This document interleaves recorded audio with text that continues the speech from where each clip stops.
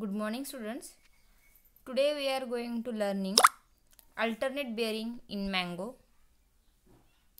So mango tree does not bear fruits heavily every year, but it bears heavily once in every 2 years, or in other words they bear heavily in alternate years. This habit is called as alternate or biennial bearing in mango. Alternate means 1 by 1 year. तुम्हाला माहिती आहे एका वर्षाआड एक असं आपण त्याला alternate असं म्हणतो. So alternate bearing in mango म्हणजे शक्यतो मँगोमध्ये एका वर्षी जास्त फूल येतं, फळ येतं आणि एका वर्षी कमी फळ येतं. म्हणजे 2 वर्षातून एकदा मँगोला जास्त फळ येणं आणि एका वर्षी कमी फळ येणं यालाच आपण अल्टरनेट बेअरिंग किंवा बायोनल बेअरिंग असं म्हणतो. So definition of alternate bearing. Like other fruit crops, mango does not bear heavy fruit every year, but it bears heavy fruit in alternate years. This habit or tendency is called as alternate bearing in mango. Definition काय त्याची बघा. Like other fruit crops म्हणजे बाकीच्या fruit crops सारखं mango does not bear heavy fruit every year. प्रत्येक वर्षी mango जास्त heavy fruit bare करत नाही, तर एका वर्षाआड किंवा 2 वर्षातून एकदा त्याला फळ जास्त फळ येणं आणि एका वर्षी कमी फळ येणं ह्याच हॅबिटला आपण अल्टरनेट बेअरिंग इन मँगो असं म्हणतो. म्हणजेच एका वर्षी जास्त फळ येतं आणि एका वर्षी कमी फळ येतं. That is called as alternate bearing in mango. This habit starts in mango plant which are more than 10 years old. This is due to the inability of the older tree to produce sufficient amount of leafy shoots.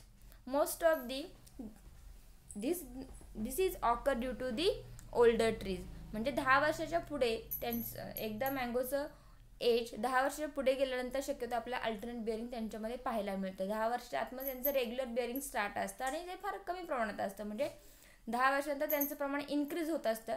But at that time alternate bearing is happen in mango.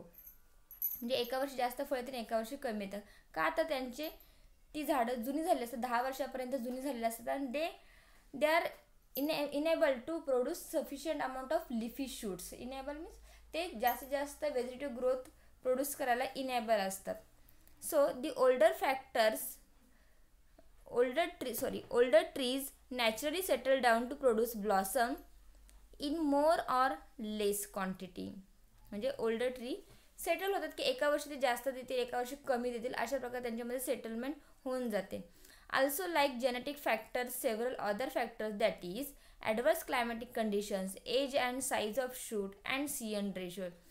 So there are it is also varietal characters or genetic characters. म्हणजे त्यांच्यामध्ये genetic characters सुद्धा आपण म्हणू शकतो की due to the genetic characters एका वर्षी जास्त फळ देतात आणि एका वर्षी कमी देतात. But like genetic characters there are some other factors or other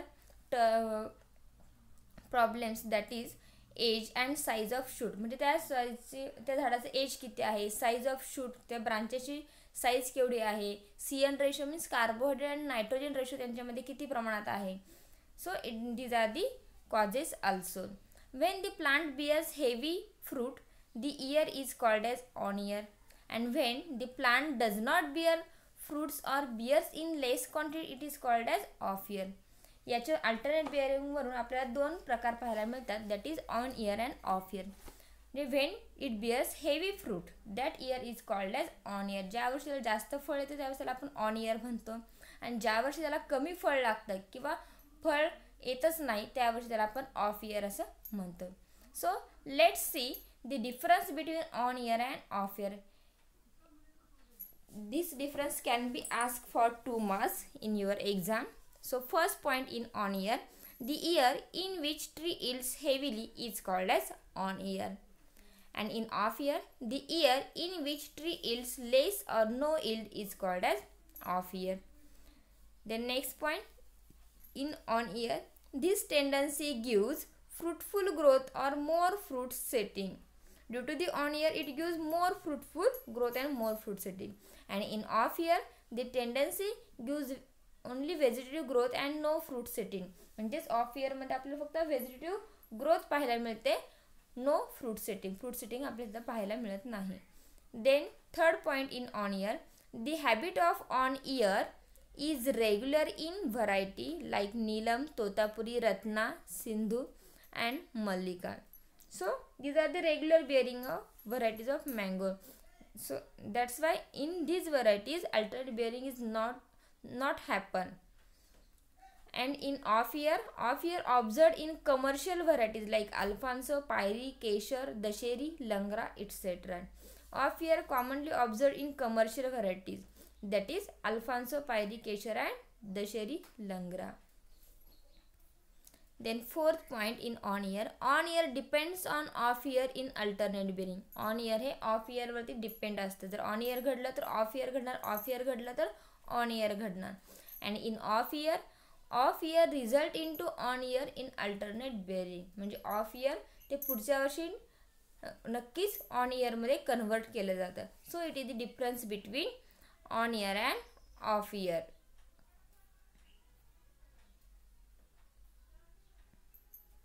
So to overcome alternate bearing, the varieties which are regular bearer should be planted. तर आपल्याला हे alternate bearing कमी करण्यासाठी किंवा त्यांच्यावरती मात करण्यासाठी आपल्याला regular bearing variety should be planted. त्या व्हरायटी आपल्याला प्लांट केल्या पाहिजे. And these varieties are Neelam, Totapuri, Rajapuri etcetera. Also hybrid varieties we can planted. In hybrid varieties also alternate bearing is not happen. So the hybrid varieties are Ratna, Sindhu, Mallika, Amrapali and Suvarna.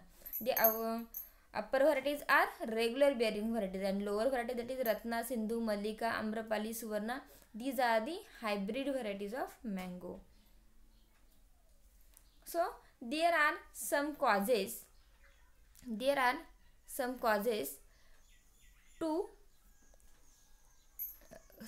of alternate bearing. इथे काहीतरी कारण आहेत की बाबा त्याच्यामुळे alternate bearing पाहायला मिळतं. So the causes of alternate bearing are variation characters, म्हणजेच varietal character आपण त्याला म्हणू शकतो. Then second nutritional character. Then third carbohydrate and nitrogen ratio. And fourth effect of plant hormones. Fifth effect of climate and pest attack. And sixth poor cultivation practices. So these are the all causes of alternate bearing. So we see in detail first cause, that is the varietal character. The habit of varietal character means म्हणजे त्यांचे जे characters त्यांच्या आतमध्ये आहेत, genetic characters आहेत, त्याला आपण व्हरायटल characters असं म्हणतो. So the habit of bearing heavily or poorly in alternate year is to be characteristic in the some varieties. हे त्यांच्यामध्ये एक कॅरेक्टर होऊन जातं की ते बिअर करायचं किंवा नाही बिअर करायचं नाही. It is a character between that plants. So this occur due to the less emergence of male flower. म्हणजे हे कशामुळे होतं तर मेल फ्लावर्स लेस इमर्जन्स होतात म्हणून. If male flowers are less then the tree produces heavy cropping. If male flowers are more then the next year the poor cropping is produced. म्हणजे जर male flowers कमी असतील तर अल्टिमेटली फिमेल फ्लावर जास्त असणार, त्यामुळे त्यांच्यामध्ये फ्लावरिंग अँड फ्रुटिंग जास्त येईल. So that is called as on year. पण जर मेल फ्लावर्स जास्त असतील तर फिमेल फ्लावर्स कमी असतील, म्हणजे त्याच्यामध्ये फ्लावरिंग अँड फ्रुटिंग कमी असू शकतं. फ्लावरिंग फ्रुटिंग कमी मिळेल and that is it converted in to off year. So it is happen due to the most of the time varietal character. Then second point is nutritional character. If in on year due to the some favorable nutritional condition 90% of the terminal produce gives crop heavily and remaining 10% produce gives only vegetative growth. So there is the nutrition is very important in mango plant. Due to the nutrition 90, if there is a nutrition is good then 90% of the terminal produce gives crop heavily. म्हणजे 90% त्यांच्यामध्ये मोर flowering होतं और female flowering is good and remaining 10% it give the vegetative growth. But quite the reverse will be in case of the next year. पण हेच next इयरला उलटं होऊ शकतं, रिव्हर्स होऊ शकतं. म्हणजे 10% gives flowering and 90% gives vegetative growth. म्हणजे गेल्या वर्षी जर 90% आपल्या व्हेजिटेटिव्ह ग्रोथ 90% आपल्या टर्मिनल प्रोड्यूस म्हणजे फ्लावरिंग जास्त मिळाला असेल, तर यावर्षी आपल्याला 90% व्हेजिटेटिव्ह ग्रोथ मिळणार. आणि गेल्या वर्षी जर 10% आपल्याला व्हेजिटेटिव्ह ग्रोथ मिळाली असेल, तर ह्यावर्षी आपल्याला 10% फ्लावरिंग फक्त मिळू शकतो. So that's why it is converted into on and off year, or it is alternate bearing. Then third cause is carbohydrate and nitrogen ratio, that is called as C/N ratio. C for carbohydrate and N for nitrogen. For producing blossom, mature shoots should have its carbohydrate in much greater portion. म्हणजे जर आपल्याला blossom produce करायचं असेल तर mature शूट्समध्ये carbohydrate जास्त प्रमाणात असणं गरजेचं असेल. जर कार्बोहायड्रेट जास्त प्रमाणात असेल तर ते फ्लावरिंग जास्त प्रमाणात करू शकतं. C/N ratio is caused mainly due to the change in weather conditions, cultivation and manures applied in on year.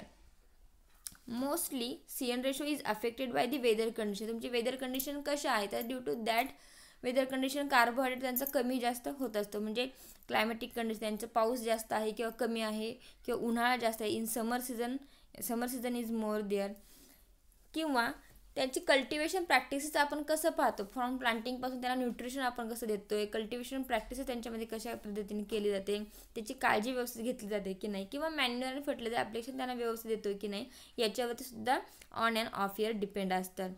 Tree produces heavy cropping as a result of which tree has less reserve carbohydrates for the next year, which ultimately becomes off year.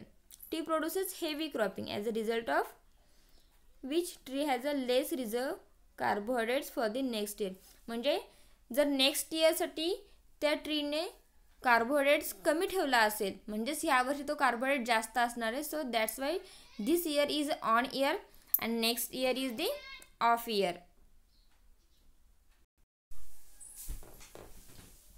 So जर त्यावर्षी त्याने जर carbohydrate जास्त यावर्षी जास्त use केला असेल तर नेक्स्ट इयरला तो कार्बोहायड्रेट त्याने कमी ठेवला असेल. So next year is the converted into of year and this year is converted into on year. So it is happened due to the carbohydrate and C/N nitrogen ratio. The next point is effect of plant hormones. The plant hormones are very essential in plants. Due to the hormones there is a changes in plants. If plant tissue contain less amount of auxins, it affects on the bearing habit of the tree. Auxin plays an important role in the flowering and fruiting also. जर त्याच्यामध्ये auxin हे hormone त्या प्लांट्समध्ये mango प्लांटमध्ये जास्त असेल तर it bears heavily, आणि जर ऑक्झिनचं प्रमाण कमी असेल तर it bears less. So this is due to the also effect of plant hormones. Then next cause is effect of climate and pest attack. So climate and effect of climate and pest attack, it is also important. In on year the blossoms are destroyed by attack of pest diseases or by strong winds or ultimately rains during flowering. Most of the time तुम्ही पाहता की एखाद्या वर्षी मँगोला फळ जास्त प्रमाणात लागलेलं असतं किंवा फ्लावर्स जास्त प्रमाणात लागले असते, पण at that time there should be some time attack of pest and disease attack त्यावर्षी जास्त झालेला असतो, किंवा जास्त जोराचं स्ट्रॉंग विंड्स म्हणजे वारं जोरात सुटलेलं असतं, किंवा ultimately at that time rains during the flowering. पाऊससुद्धा अवकाळी पाऊस म्हणतो आपण त्याला, त्यावेळेस पडतो. तो ॲट दॅट टाइम त्यांच्यामध्ये फ्रूट ड्रॉपिंग किंवा फ्लावर ड्रॉपिंग होतं. म्हणजे जेवढं काही त्यांच्यामध्ये फ्लावर्स अँड फ्रूट्स लागले असतात ते गळून पडतात. So at that time that tree fails to produce heavy crop, म्हणजे ते ट्री हेवी क्रॉप प्रोड्यूस करू शकत नाही, and that year is transferred in to off year. So due to the it is happen due to the climatic conditions or pest and disease attack. And last cause is that poor cultivation practices. Poor cultivation practices म्हणजे जर त्या शेतकऱ्याकडून किंवा त्या फार्मरकडून cultivation practices करताना जर ती cultivation practice व्यवस्थित करता आली नाहीत त्याला, किंवा त्यांनी व्यवस्थित काळजी घेतली नाही, तर त्यावेळेससुद्धा आपल्याला हे अल्टरनेट बेअरिंग पाहायला मिळतं. Many times the farmer do not take proper care of the tree even they do not cultivate the soil which is around the tree. म्हणजे ज्या प्रत्येक वर्षी तो फार्मर व्यवस्थित काळजी घेत नाही की 2 झाडांमधली सॉईलसुद्धा आपल्याला कल्टिवेट केली पाहिजे, तर ती करत नाही. So the tree does not develop properly and that's why tree does not develop properly and such a tree flowers poorly. आणि याचा इफेक्ट त्या प्लांटवरती होतो की ते ट्री जास्त प्रमाणात फ्लावर करू शकत नाही. So now today we stop here. The remedies to overcome alternate bearing we see in next lecture. So today's homework is you have to write these all notes in your paper first notebook, and you have to recite the difference between on year and off year. The also supportive video also sent for this lecture. Okay, thank you.